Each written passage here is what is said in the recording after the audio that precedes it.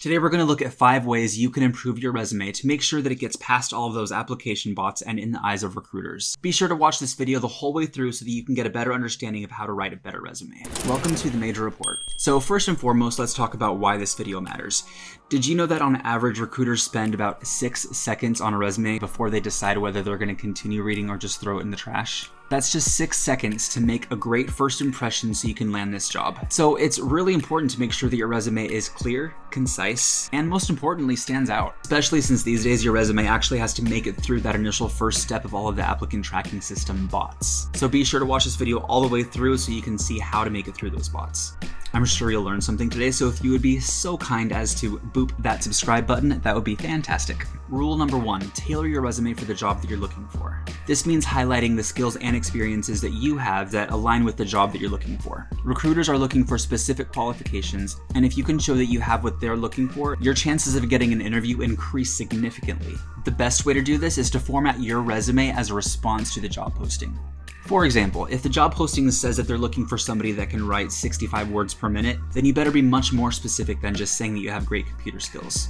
It's essential to tailor your resume to the specific job that you're applying for because that shows that you've done your research and that you're a great fit for the job. Rule number 2, keep it clean and simple. A cluttered and confusing resume is a surefire way to get your resume thrown into the digital trash can. Stick to a simple format and use easy-to-read fonts and formatting. Avoid using overly fancy or decorative elements that can detract from the content.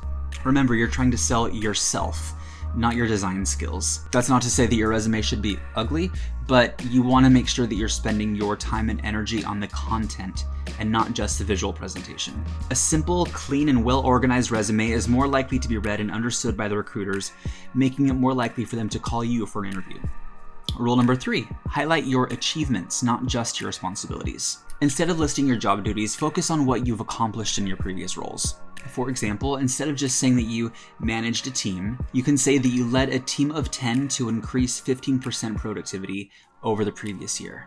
By highlighting your achievements, you're showing recruiters and hiring managers that you are results-focused and that you're someone who can bring value to the organization. Rule number 4, use keywords. So recruiters use applicant tracking systems, also called ATS, to scan resumes for specific keywords that are relative to that job. So make sure to include relevant keywords throughout your resume, including in your job titles, your skill set, and work experience. So this is especially important when recruiters and hiring managers are using ATS to scan resumes, which more than likely they are, especially if you're looking for a role in the tech industry. And they're going to be looking for specific keywords that match the job requirements. So by including these keywords, you're going to make it more likely that your resume is going to get picked up and that you'll be called in for an interview. Rule number 5, get a second opinion. Now, it's always a good idea to have another set of eyes check out your resume before you start sending it off. This can help you catch any errors or inconsistencies and can also give you valuable feedback on how to improve your resume. Getting a second opinion on your resume can also help you see it from a different perspective and to identify some areas that might need improvement. And here's an extra tip, just because I like you. And it's so simple, but most people just choose to skip it. Write a cover letter. A cover letter is a perfect opportunity for you to include what you're all about and why you're perfect for the job. Including an objective on your resume is no longer necessary and is kind of outdated. So taking the time instead to draft a cover letter that is tailored to each job is a much better way to start a conversation with recruiters and hiring managers, getting you one step closer to an interview.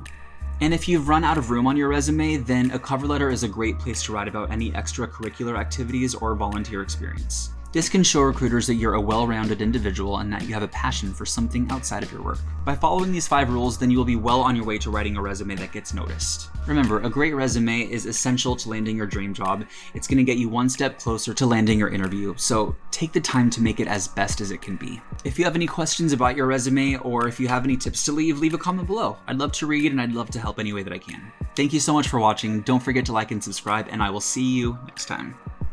Write a cover letter. Write a cover letter. I don't know why that required karate chops. Thank you so much. Hey, Mikey, he likes it. And I will see you next time. Thank you so much for watching. Jazz hands.